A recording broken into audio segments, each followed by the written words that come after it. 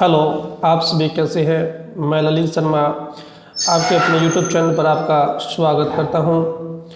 आज मैं बात करने वाला हूं कि वन डे एग्ज़ाम के लिए, खासकर दिल्ली पुलिस के लिए जो एग्ज़ाम नवंबर में होने वाला है, कि उसमें जीएस के पोर्शन को आप कैसे रेडी करें। जीएस के लिए अगर आप लुसेंट बुक पढ़ रहे हैं, जीएस के लिए अगर आप लुसेंट बुक पढ़ रहे हैं तो इसमें कुछ टॉपिक ऐसे हैं जो इसमें अनफ डाटा नहीं है, यानी कि वो किसी कंपटीशन एग्जाम के लिए डाटा पर्याप्त नहीं है जो वन डे एग्जाम होता है। तो ऐसे कौन कौन से टॉपिक है जो आपको लुसेंट में से वे कवर नहीं हो पाएंगे, फिर आखिरकार में टॉपिक कहाँ से कवर हो पाएंगे। आज मैं आपको ज्योग्राफी के बारे में बताने वाला हूँ कि ज्योग्राफी कैसे कौन से टॉपिक होंगे जो आपको लुसेंट में से रिकवर नहीं हो पाएंगे, आपको अन्य बुकों का सहारा लेना पड़ेगा। वे कुछ ज़्यादा पार्ट नहीं है, कुछ टॉपिक है, 4-5 टॉपिक है, मैं आपको बताने वाला हूँ कि वे टॉपिक आप कहाँ से करेंगे। हम बात करते हैं अब इंडियन ज्योग्राफी की। आपके पास लुसेंट बुक होनी चाहिए। अगर आप लुसेंट बुक पढ़ रहे हैं तो इस वीडियो को जरूर देखिएगा, आपके लिए काफ़ी फायदेमंद होगा। कहीं वे टॉपिक आप लुसेंट में से नहीं पढ़ पा रहे हो। अगर हम ज्योग्राफी की बात करें, इंडियन ज्योग्राफी की अगर हम बात करें, इसमें से तो सबसे पहला जो टॉपिक है इसमें से जो आपको नहीं पढ़ना है वो है भारत की नदियाँ। भारत की नदियों का इसमें अच्छा डाटा नहीं दिया गया है। आप देख सकते हो टेबल सा बना के रखा है, उस टेबल में इतना पर्याप्त डाटा नहीं है कि आपको किसी कंपटीशन एग्जाम के लिए, वो वन डे एग्जाम के लिए ब्रेक कर सके, इसमें से क्वेश्चन पुटअप हो सके। तो भारत की नदियाँ आप करेंगे कहाँ से? तो भारत की नदियाँ आप एनसीईआरटी की 11th की बुक है ज्योग्राफी की, आप देख पा रहे होंगे, इसमें से उसको रिकवर करेंगे आप। भारत की नदियाँ साथ में नोट करते रहिए। आज केवल ज्योग्राफी की बात होगी, नेक्स्ट वीडियो में हम हिस्ट्री की बात करेंगे, कॉन्स्टिट्यूशन की बात करेंगे और अन्य टॉपिकों की बात करेंगे। इसमें अपवाह तंत्र पेज नंबर 3 पे टॉपिक नंबर 3 है जो 21 नंबर पेज पे दिया है। आपको ये कंप्लीट पढ़ने की जरूरत नहीं है, आपके पास इतना टाइम होता भी नहीं है कि आप वन डे एग्जाम के लिए एनसीईआरटी बुकों का सहारा ले।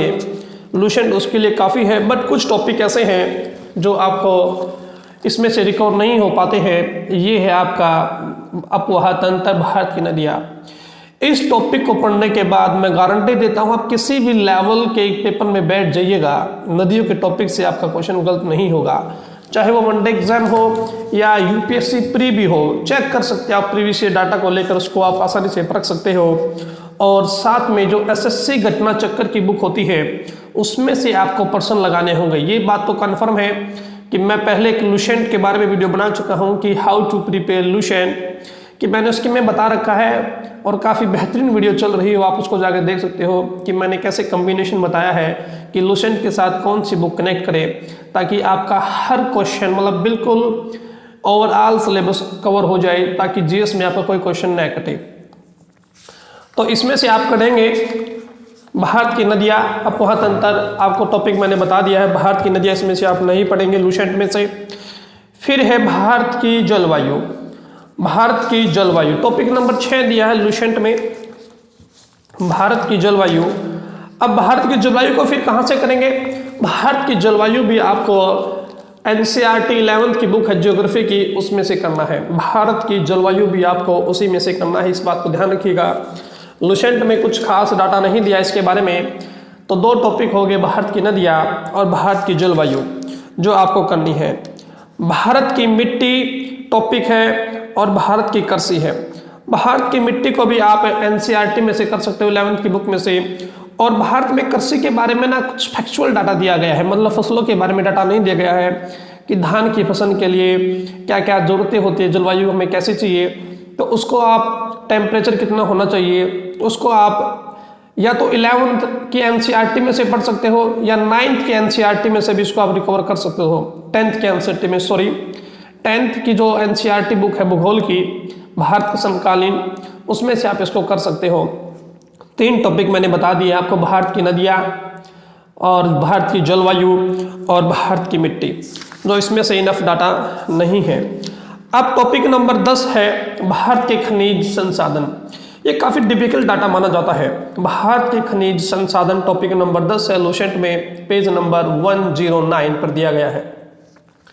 इसमें से आप ये देखो जो डाटा दिया गया ना, टेबल बार बना के दिया कि मैग्नीज में कौन कौन सा, भारत में मैग्नीज कहाँ कहाँ पर होता है, तो ये आपको याद करना काफ़ी डिफिकल्ट हो जाता है। आप इसको याद नहीं कर पाते हैं, याद करते हैं फिर भूल जाते हैं, क्योंकि इतने स्टेट है, इतने पहले से कि उसको कैसे कैसे याद करें। तो इसका सॉल्यूशन ये है कि एसएससी ने आज तक जितने भी क्वेश्चन पूछे हैं भारत के खनिज संसाधन से, उसको आप एसएससी घटना चक्कर से रिकवर कर सकते हैं। और इसका यही एक तरीका है, वरना टाइम वेस्ट हो जाएगा, क्योंकि लुसेंट में ऐसा डाटा दिया गया है जिसको आप याद नहीं कर सकते हो। तो इसका यही सॉल्यूशन है कि आपको क्या करना है, जो एसएससी प्रीवियस ईयर है, जो घटना चक्कर, क्योंकि दिल्ली पुलिस का एग्जाम एसएससी लेगी और एसएससी अपने क्वेश्चन को रिपीट करता है, इसलिए इस बात का ध्यान रखें कि जो भारत का खनिज संसाधन है उसके जो फैक्चुअल क्वेश्चन पूछे गए हैं उन्हीं में से आपको मिल जाएगा। इसलिए आप उसमें से प्रैक्टिस कीजिए, उन क्वेश्चन को याद कीजिए, इसमें से नहीं हो पाएगा क्योंकि डाटा ही इतने खराब तरीके से इसमें दिया गया है। फिर बात करते हैं भारत के उद्योग, टॉपिक नंबर 11 है, इससे नेक्स्ट टॉपिक है भारत के उद्योग। भारत के उद्योग के लिए भी मैं सेम प्रीवियस ईयर क्वेश्चन पे कहूँगा कि उसको जाके प्रैक्टिस कीजिए, उसी को याद कीजिए, क्योंकि क्वेश्चन उठेगा तो उन्हीं में से उठ जाएगा। बहुत सारे क्वेश्चन उसमें दिए गए होते हैं कि इन टॉपिकों से कितना क्वेश्चन पूछे गए हैं। भारत के उद्योग लुसेंट में से रिकवर करना काफ़ी मुश्किल, आप देख सकते हैं कि किस तरीके से इसमें डाटा दिया गया है। इसको यहाँ से याद करना काफ़ी डिफिकल्ट हो जाता है ना। आपने पढ़े होंगे, अगर आप लुसेंट ये वीडियो देख पा रहे हो तो इस टॉपिक को आप पढ़ चुके होंगे, आपको महसूस होगा कि ये टॉपिक कितने खतरनाक प्रतीत होते हैं लुसेंट में से। तो इसका एक ही सॉल्यूशन है कि आप प्रीवियस ईयर डाटा को कंप्लीट कीजिए और इसी में से इसमें रिकवरी हो जाएगी। मैं बता रहा हूँ आपको, दिल्ली पुलिस की लिस्ट 75 से ऊपर नहीं जाने वाली है, तो कुछ टॉपिक आपको ऐसे दिए गए होते हैं जो आप उसमें से रिकवर नहीं कर सकते हैं। तो आपको कुछ कंसाइज करके कुछ इंपॉर्टेंट फैक्ट जो कि प्रीवियस ईयर क्वेश्चन होते हैं उसके द्वारा आप उसको कर सकते हैं, ठीक है। फिर भारत का परिवहन आप लुसेंट में से हो जाएगा और सभी टॉपिक फिर इसमें आप लुसेंट से बिल्कुल रिकवर हो जाएंगे।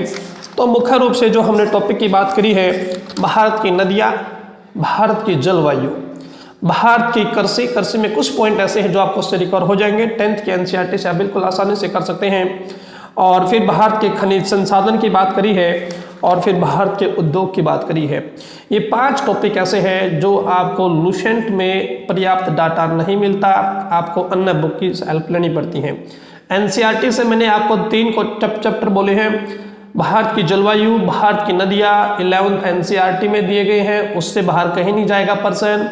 और कृषि के लिए आप 10वीं क्लास की बुक से उसको रिकवर कर सकते हैं।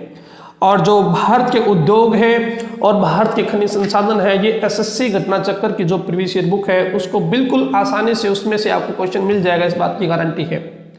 और कंप्लीट लुसेंट के बारे में तो मैं वीडियो बना चुका हूँ, अब मैं वे टॉपिक आपको बता रहा हूँ जो लुसेंट में वे डाटा पर्याप्त नहीं है।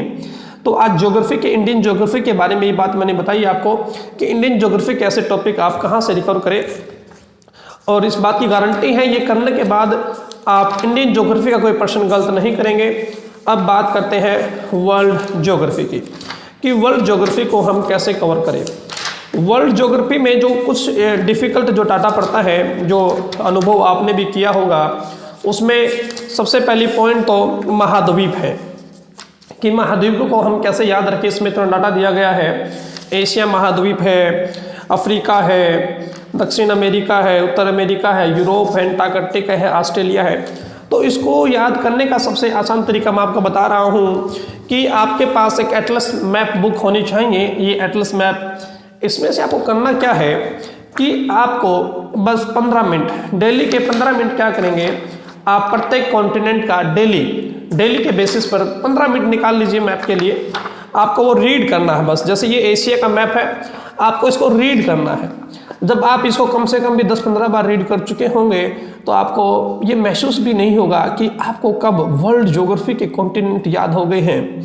मतलब लुसेंट से भी ज़्यादा डाटा आप याद कर चुके होंगे, लेकिन अगर वैसे इसको रीड करोगे ना, बुक में से पढ़ोगे तो बार बार भूलोगे। लेकिन मैप को आपको बस डेली के 10 या 15 मिनट इसको रीड कीजिए, आपको पढ़ना है। एक हफ्ता एशिया को पढ़िए 1 वीक, और 1 वीक आप अलग अलग कॉन्टिनेंट को डेली के बेसिस पर पढ़ते रहिए। आपको पता भी नहीं चलेगा कि आपके कब वर्ल्ड ज्योग्राफी में जो कॉन्टिनेंट है, महाद्वीप आपको याद हो चुके होंगे। बस इसको रीड करते रहना है कि बार बार डेली के बेसिस पर। ये डेली का काम है, आपको डेली 15 मिनट निकालनी पड़ेगी, आप इसको कर सकते हैं। एटलस मैप है या और भी बुक होती हैं मैप की, आप उसको भी रीड कर सकते हैं और साथ में इसको पढ़ते रहिए। क्योंकि जब आप डाटा को याद करते हैं ना, तो आपको ये पता नहीं, जैसे जिब्राल्टर जल संधि है, आपको फैक्ट याद कर ले कि जिब्राल्टर जल संधि किसको किससे अलग करती है, लेकिन जब तक आप एक बार इसको अगर मैप में देख ले कि जिब्राल्टर जल संधि कहाँ है, उसकी लोकेशन है, 8, 10, 12 इसको देख लेंगे तो आपको ऑटोमेटिकली इसकी लोकेशन भी याद हो जाएगी। मतलब आपके जब आपके सामने ऑप्शन आएगा तो ऐसा सवाल पैदा होता ही नहीं है कि वो क्वेश्चन गलत हो जाएगा। तो इसको आप एटलस मैप के थ्रू इसको आसानी से पढ़ सकते हैं। और कुछ टॉपिक ऐसे हैं जैसे विश्व के विनिर्माण उद्योग, topic number 12, topic number 13, topic number 16, world geography page number 91, topic number 12, topic number 13, topic number 16। 12 topic का नाम है विश्व के विनिर्माण उद्योग, टॉपिक नंबर 13 विश्व के प्रमुख औद्योगिक नगर, टॉपिक नंबर 16 कबीलाई मानव के मुख्य आवास। ये 3 टॉपिक को आप इग्नोर कर सकते हो दिल्ली पुलिस के लिए, इन 3 टॉपिक को आप इग्नोर कर सकते हो। फिर अगर हम बात करें विश्व की प्रमुख जल संधियाँ या विश्व की प्रमुख नहरें, इसमें से कुछ ही इम्पोर्टेंट होती हैं, वो आप जब कॉन्टिनेंट पढ़ रहे होंगे तो उसमें से ही रिकवर हो जाती हैं सारी चीज़ें। ये प्रमुख नहरें हैं, विश्व की प्रमुख नदियों में आपको केवल 5-4 नदी हैं, फर्स्ट 4 नदी को याद रख सकते हो। मतलब डाटा आपको कंसाइज करना होगा। इस वीडियो में आपके लिए बस